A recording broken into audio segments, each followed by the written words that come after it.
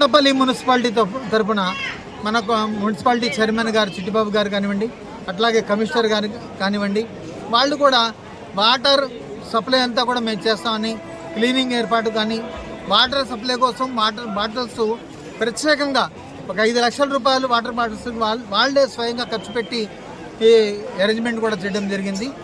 ఈ విధంగా అన్ని శాఖల అధికారులు కూడా వారి సమిష్ట కృషితోనే ఇవాళ మనం బ్రహ్మాండంగా అన్ని రాజకీయ పార్టీలు కానివ్వండి, ఈ అందరూ కులాల మతాలకు అతీతంగా అందరూ సహకరించడం వల్లనే ఇదంతా ఉరుసు మోసం ఇక్కడ పండగ వాతావరణంలాగా చూస్తున్నాం. రాబోయే రోజుల్లో ప్రభుత్వం ఇక్కడ జరుగుతున్నటువంటి ఇది ఇంకా చాలా తక్కువ. నా ఆలోచన, నా విధానం అయితే ఇంకా ఈ జిల్లాకి ఎన్టీఆర్ జిల్లా, కృష్ణా జిల్లా కాదు, ఇది ఇక్కడ చాలామంది మీరు ఇంటర్వ్యూ తీసుకోండి.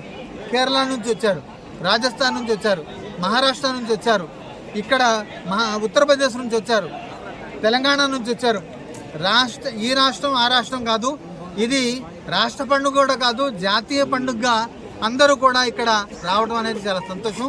దీన్ని ప్రభుత్వం కూడా గుర్తించి ప్రభుత్వం కూడా రాబోయే రోజుల్లో ఇక్కడ మౌలిక సదుపాయాలు అన్ని విధాలుగా కూడా ఏర్పాటు చేయాలని చెప్పి ఈ సందర్భంగా ఉరుస్ కమిటీ చైర్మన్గా నేను ప్రభుత్వాన్ని విన్నవించుకోవడం జరుగుతుంది.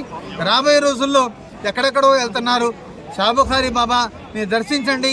మహిమ కలిగినటువంటి ఈ బాబా సమాధిలో నుంచి సమాధానం చెప్పే బాబా.